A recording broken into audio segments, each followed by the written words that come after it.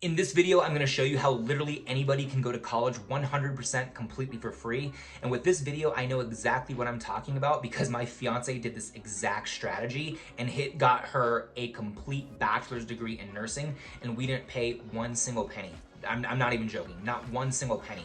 And so I'm gonna share what she did in this video, and the cool part about it is anybody in America can do this. And the main reason why I'm making this video is because I think at this point we all realize that student loans are a complete scam. They're completely predatory, and just from a simple Google search, I was able to see that the average student loan debt is $38,375 for the individual in this country. Not to mention that the interest rates are completely predatory. They're anywhere from 6.5% all the way up to 8%. And on top of that, it affects your debt to income ratio. It affects your ability to buy a house. And that's something that's already so hard for millennials and Gen Zers to do in the first place. And the thing that pisses me off the most about student loans is that not even bankruptcy can eliminate your debt. Literally any other type of debt, your mortgage or medical debt, whatever, you could always declare bankruptcy and get that wiped. It'll destroy your credit, but with student loan debt, it doesn't matter how bad things get for you in life, you are literally stuck with that debt until it is paid, which is why I think that's good to explore alternative options. And there's one way that literally anybody can get a college education completely for free, and we're gonna dive into that in this video. So, how can anybody avoid all of this debt and get their education completely 100% free? The answer is a little bit shocking, but the answer is to move to New Mexico. I know it sounds crazy, but hear me out in this. So here in New Mexico, we have a special program. It's called the New Mexico Opportunity Scholarship. What the New Mexico Opportunity Scholarship is it a program where the state pays for 100% of your tuition and all the associated fees as long as you go to some sort of public university like the University of New Mexico or New Mexico State University, Central New Mexico Community College. The list goes on. There's a bunch of public universities and community colleges here.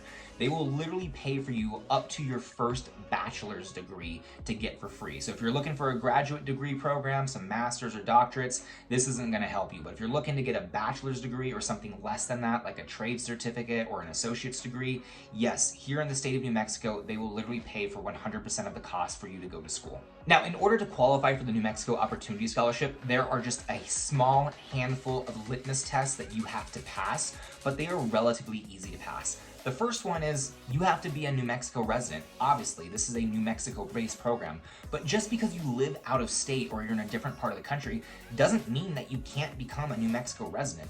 In order to actually become a New Mexico resident and qualify for this scholarship, the New Mexico Opportunity Scholarship, you just have to move to New Mexico and live here for at least 12 months consecutively and get a New Mexico-based driver's license. Once you do that, congratulations, you qualify for the program. And once you've nailed down your New Mexico residency, there's just a few more things that you have to knock out, and it's super simple to do. The first thing that you have to do is you have to pick your college. There are a bunch of universities and community colleges that you can go to. They have to be public. They have to be a public one for sure. They can't be private. It has to be public. But I do have a recommendation, and my recommendation is to attend the University of New Mexico. This is the one that my fiance went to. This is where she finished out her bachelor's degree for free, saved us about $20,000. Thank you so much, New Mexico. But the reason why I suggest it is this is by far the largest university here in the state of New Mexico, which means that they're going to have the most degree programs and career paths for you to pursue. So it just makes sense from that standpoint. But in addition to that, the University of New Mexico is located directly in the heart of Albuquerque, and if you aren't familiar with the state of New Mexico, you essentially have Albuquerque dead smack in the middle of it, and then the rest of the state, it's rural. There's literally nothing out there. So if you were to go to like New Mexico Highlands University, or if you're gonna go to like Eastern down in Portales, or if you're gonna go to oh God, what's the other one? New Mexico State University. They're in the middle of nowhere. You are going to be bored out of your mind. So I highly recommend the University of New Mexico. But once you knock out choosing your college, then there's just a couple other of small things that you have to get done. Really, there's things that you have to maintain. Number one, you have to maintain a minimum GPA of at least 2.5. The second thing that you have to do is you have to be enrolled at least part-time or half-time, so that's 6 credit hours. And you have to do your complete degree program consecutively. So that doesn't mean that you get to go in the fall semester and then take a break and then come back a year later and finish out the degree. No, like once you start the program, semester after semester after semester, you are taking your classes and you are knocking your degree out. There's no breaks whatsoever. And at this point in the video, I already know what people are thinking. They're thinking, oh, well, it's free because it's free tuition and it covers all your fees. But it's not truly free because I'm gonna have to move to New Mexico, and then there's food, there's housing, I gotta put gas in my car, there's all that stuff.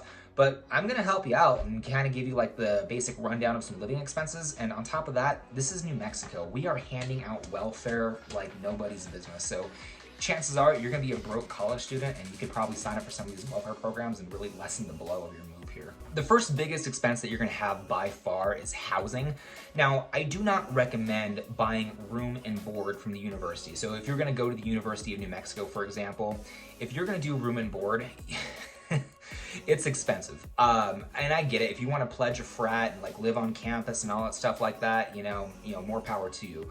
But if you're just looking for like the cheapest way to get an education, you could honestly rent a bedroom that's near the university for around $800 a month with all of your utilities included.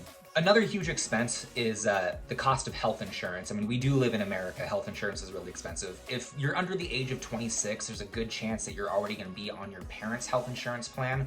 But if you're not going to be on your parents' health insurance plan, you could probably get help from the state of New Mexico in terms of Medicaid. So here we have expanded Medicaid. So if you are at 138% of the federal poverty guideline, which is an $1,800 a month income. So if you make $1,800 a month from like a part-time job or whatever, or less, you will literally get free health insurance from the state of New Mexico. You just have to go online and apply for it, upload your pay stubs, and as long as you're making less than $1,800 as a single person, then yeah, you're gonna have completely free healthcare. Now, don't get me wrong, you're still gonna need money, right? You're gonna have to pay rent somehow, and then on top of that, you're gonna have to cover your cost of food. So real quick, just like as a really good example, my local Target that's right down the street, they currently have a sign on the door. They're asking for help, they need employees, and the starting wage there on the sign was $15 an hour. So let's just assume that you work 3 shifts a week, 8 hours, that's 24 hours at $15 an hour, that's $1,440 a month of pay that you would be getting. Obviously there'd be some taxes and stuff, but you get the point. But in addition to that, most of the universities here, they offer some form of like a work-study program. I remember when my fiance went to go register for classes, we went down there, we were kind of lost, it was a big campus. So we walked into this office and there was obviously some young student sitting at a desk there. She had all of her textbooks in front of her, she was doing homework, she was doing something. She got up, she helped us out for like 2 to 3 minutes, and then she went right back to her desk and started studying, but she was being paid for that, obviously. But whether you get a job or you're doing some form of work-study program, when it comes to your cost of food, like I said, our state is handing out welfare like nobody's business. So I actually found this website right here, and I think that it would be a good way to kind of like see like what you would get in terms of like food stamps. So it's kind of weird that they actually have calculators for this stuff, but they do, and it helps out for the purpose of this video. So in this situation, it's just gonna be just you. Nope, you're not gonna be older than 60, at least hopefully not. Are you gonna be a student? Yes. Monthly household income, I gave that example of $15 an hour, 8-hour shifts, 3 shifts, that's $1,440.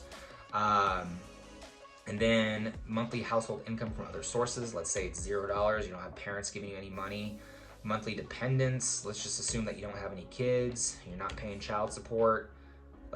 I gave you an example earlier of rent. You can get a 1-bedroom with all your utilities included for $800. I don't know why I automatically corrected it to that. Monthly homeowner's insurance, you won't be paying that because you're renting.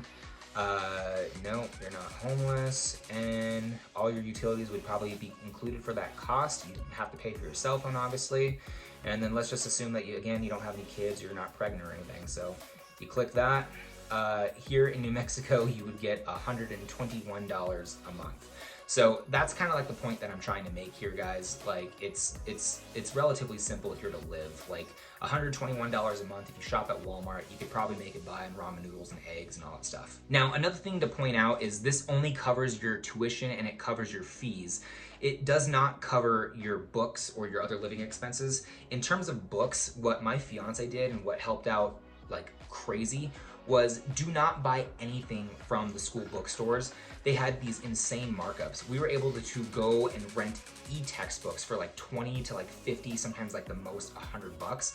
And then another thing that you can do is there's the Pell Grant. There's the federal Pell Grant. And right now, I think the maximum is $7,395. So if you are in a situation to where you qualify for the Pell Grant, the nice part about that Pell Grant is literally 100% of that money will end up being directly deposited into your bank account because you're not going to be really using any of it for your academic purposes, like your tuition, your fees, that's covered by the state. And then the money that you would get from the Pell Grant, it would technically go to the school first, and the school from there, since you didn't use any of it, it would just be directly deposited into your bank account. From there, you could use that money to help with your living expenses, or you could use it to buy books. If you found this video helpful, please give it one of these. It greatly helps support the channel. What this channel is about, if you're completely new here, is it's all about money, finance, entrepreneurship, things like that. So if you want to follow along for the journey and see some other helpful tips, you're more than welcome to subscribe. And then I do have some really cool videos that do show you a little bit of different things. Like for example, here's this video right here. That video kind of talks about how I, at the age of 29 years old, have already achieved a net worth of around $300,000 and some really cool budgeting tips and apps that I use. But I hope to see you around for the next video. I do one every single week. All right, until next time, peace.